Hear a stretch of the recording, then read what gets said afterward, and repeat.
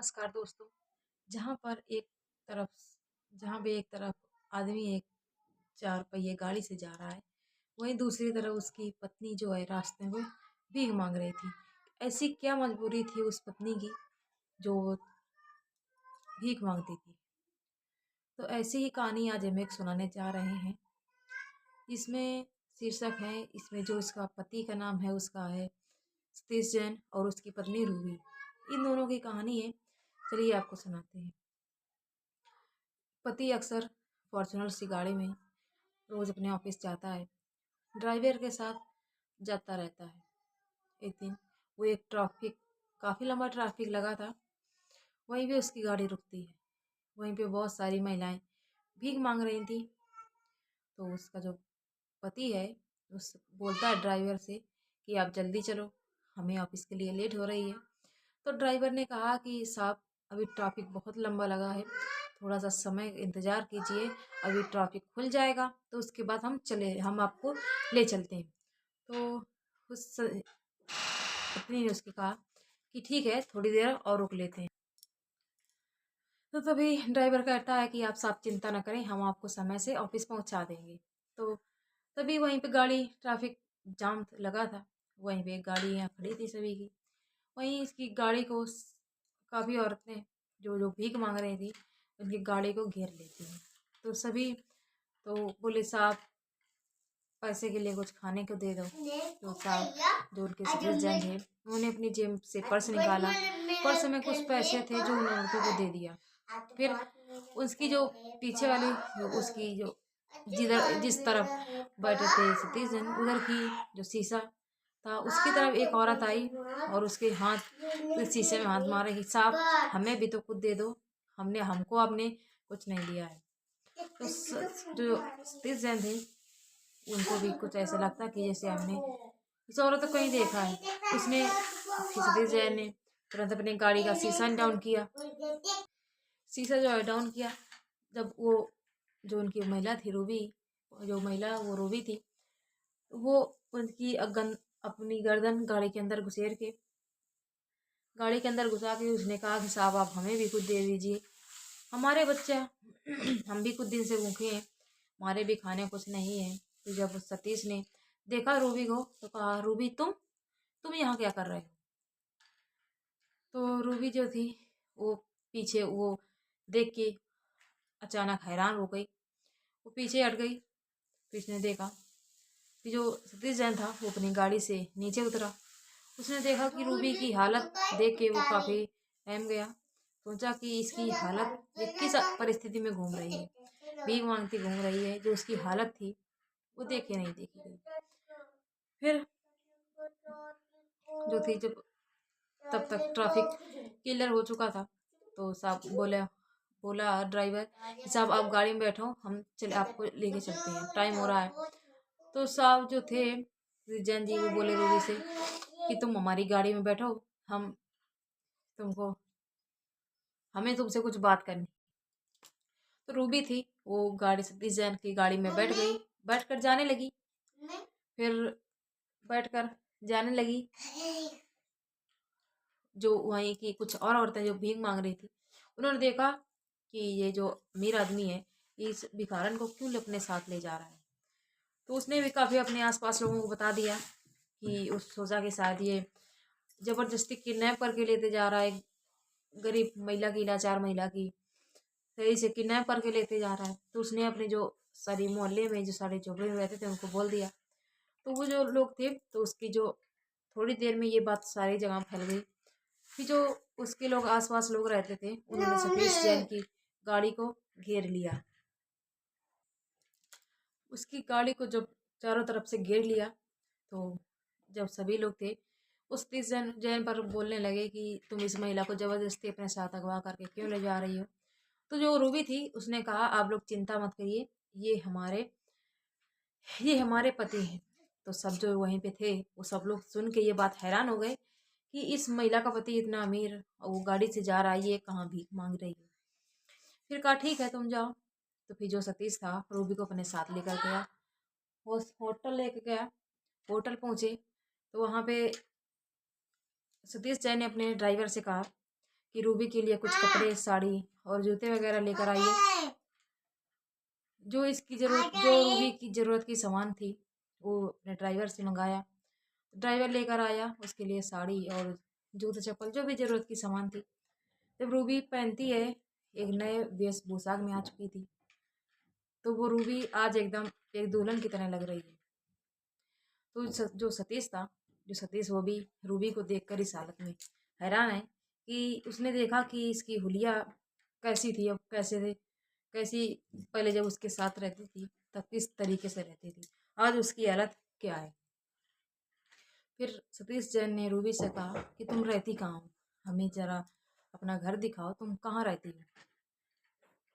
तो रूबी जो रूबी थी वो सतीश जैन की तलाकशुदा पत्नी थी। तो सतीश ने बोला कि जब तुमने हमारे ऊपर केस किया था तो हमने तुम्हें मुआवजे के, तुमने वहाँ पर इल्ज़ाम लगाया था, उसके तौर पे हमने तुम्हें 40 लाख रुपए दिए थे, वो पैसे कहाँ गए। तो रूबी ने कहा, रूबी रोने लगी, कहती है क्या बताऊँ। आप बीती जब वो अपनी उसे फिर अपने जब उससे बातें करके वो अपने कमरे में पहुंची, तो इस कमरा एक छोटा सा कमरा था जो उसने ले रखा था। वहीं पे उसकी बेड के ऊपर सतीश की और रूबी की शादी की जो है एक तस्वीर लगी थी। तो सतीश ने कहा जब हमारा और रूबी तुम्हारा तलाक हो चुका है तो तुम ये मेरी और अपनी फोटो क्यों ला कर रखी हो। तो रूबी ने कहा कि सतीश, हमारा तो मन नहीं था तुमसे तलाक लेने के लिए, वो तो घर वालों के कहने पर हमने तलाक लिया था। तो मुआवजे के हिसाब से रूबी को 40,000 रुपए मिले थे, उसके पूछा। तो रूबी रोने लगी। उन्होंने कहा जो हमारे भाई थे, हमारे पिता और हमारे जीजा थे, उन्होंने हम पर जबरदस्ती दबाव लगाया था। जो सतीश जैन थे वो काफ़ी बड़े बिजनेसमैन थे। उनका सब हर एक चीज़ से कुशल मंगल थे।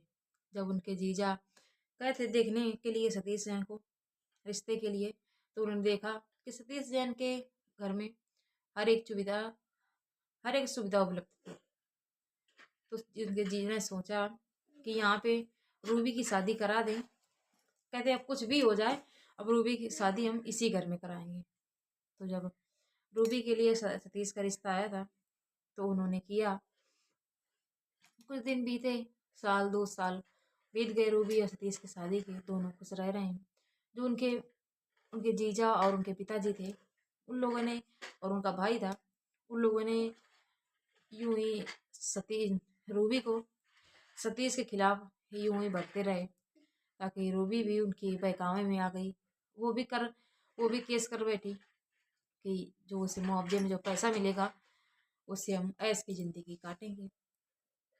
उनके पिता जीजा जो उनके भाई थे उनका यही सोच थी कि जो मुआवजे में पैसे मिलेंगे उसे हम लोग ऐश करेंगे, लेकिन ये सब बात की खबर रूबी को नहीं थी। फिर जब रूबी केस चला, जब रूबी को पैसे मिले तो उनके जो जीजा थे उन्होंने कहा कि हम तुम्हारे लिए एक प्लॉट बना देंगे ताकि तुम वहाँ पे आराम से रह सकते हो। तो प्लॉट के नाम पे रूबी से 30 लाख रुपए ले लिए गए। फिर धीरे धीरे करके रूबी के से सारे पैसे ले गए। तो जो उनका भाई था, इकलौता उनका रूबी का भाई था, उसकी भी शादी हो चुकी थी, उसकी भी पत्नी आ गई। तो दोनों में लड़ाई झगड़ा चालू हो गई। फिर रूबी को कभी इधर से कभी उधर से ताने मिलने लगे। रूबी को भी घर से निकाल दिया। फिर रूबी अपने जीजा के यहाँ गई तो उसके जीजा ने भी मना कर दिया रखने के लिए। जीजा ने भी कहा जब तुम अपने पति को छोड़ सकती हो तो किसी की नहीं हो सकती। तो उनके जीजा जिस थे उन्होंने भी अपने घर से निकाल दिया। फिर रूबी जो भटक रही थी, कभी किसी महिला से मुलाकात हो गई जो भीख मांग रही थी, तो रूबी भी उनके साथ रहने के बाद कुछ दिनों बाद रूबी भी भीख मांगने लगी उनके साथ। तो इसी प्रकार उनकी मुलाकात हो गई थी। जो सतीश जैन थे उनसे उसके पति जिनसे मुलाकात हो गई। तो रूबी जब फिर बोली कि रूबी ने कहा कि आप अगर चाहें आप हमें अपना सकते हैं तो अपना लीजिए हमें। तो सतीश जैन ने बिल्कुल साफ इनकार कर दिया। बोला आप बोला कि रूबी तुम्हें अगर खर्चा चाहिए, तुम्हारा जो खर्चा है महीने का, तो वो हम दे दिया करेंगे, लेकिन हम अब तो अपने साथ तुम्हें नहीं रख सकते। रूबी ने भी पैर पकड़ के लिया। सतीश जैन के रोने लगे कि ऐसा मत करो, मुझे भी रख लो अपने साथ। लेकिन सतीश जैन था, नहीं माने। तो रूबी ने पूछा कि माँ जी की हाल कैसे हैं। जो सतीश जैन की माता जी थी, वो भी रूबी को बहुत पसंद करती थी। तो सतीश जैन बोले कि माँ तो तुम्हें अक्सर याद करती हैं, कि बोलती है मुझसे कि बहू को घर कब लाओगे। अब माता जी जो बूढ़ी हो चुकी हैं, उनकी हालत ऐसी नहीं है कि उन्हें हम अब कैसे बताएं कि हमारा और रूबी का तलाक हो चुका है। तो यही, फिर जब निकल रहे थे, जब सतीश जैन रूबी के घर से उससे निकलने लगे, तो उनकी माता जी का फोन आ गया। उनकी माता जी ने पूछा कि बेटा रूबी कब लाओगे।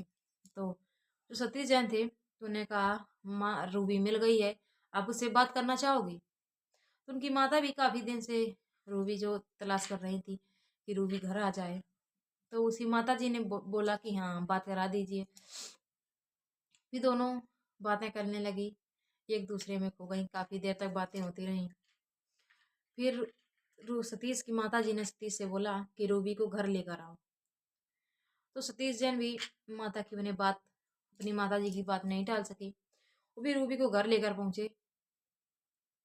घर लेकर गए तो रूबी, जो सतीश जैन की माता थी, माता जी, वो रूबी को देखकर गले लिपट के दोनों आपस में एक दूसरे को रोने लगे। काफ़ी देर रोने के बाद फिर सतीश जैन जो उनकी माँ थी, उनका कहना था कि रूबी की जो गलतियां हैं।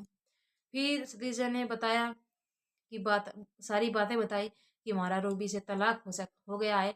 अब माता हम ये मम्मा जी अभी अभी इन्हें घर नहीं रख सकते हैं। तो उनकी जो सतीश जैन की माता थी, उन्होंने कहा बेटा जो हुआ सो हुआ, और रूबी की जो गलती है वो उन्हें माफ़ कर दीजिए, अब उसे एक घर में ही रहने दो। तो सतीश जैन थे, वो भी मान गए। ऐसे फिर दोनों ने अपनी एक नई जिंदगी फिर से शुरुआत की। फिर दोनों हंसी खुशी रहने लगे। तो कहानी यहीं ख़त्म होती है। इसलिए कहते हैं कभी किसी के बहकावे में अपना घर बर्बाद मत कीजिए। रूबी तो नादान थी, समझदार नहीं थी, उसने अपना घर निकाल लिया। जब उसे होश आया, जब वो समझदार हो गई, तब तक उसका घर टूट चुका था। इसलिए हमेशा अपने मन की बात कीजिए, दूसरों के बहकावे में मत आइए। तो आपको कैसे लगी ये कहानी, आप लोग ज़रूर बताना कमेंट में। और नए हो तो चैनल को सब्सक्राइब कर लीजिएगा। मिलते हैं किसी अगली कहानी में। नमस्ते।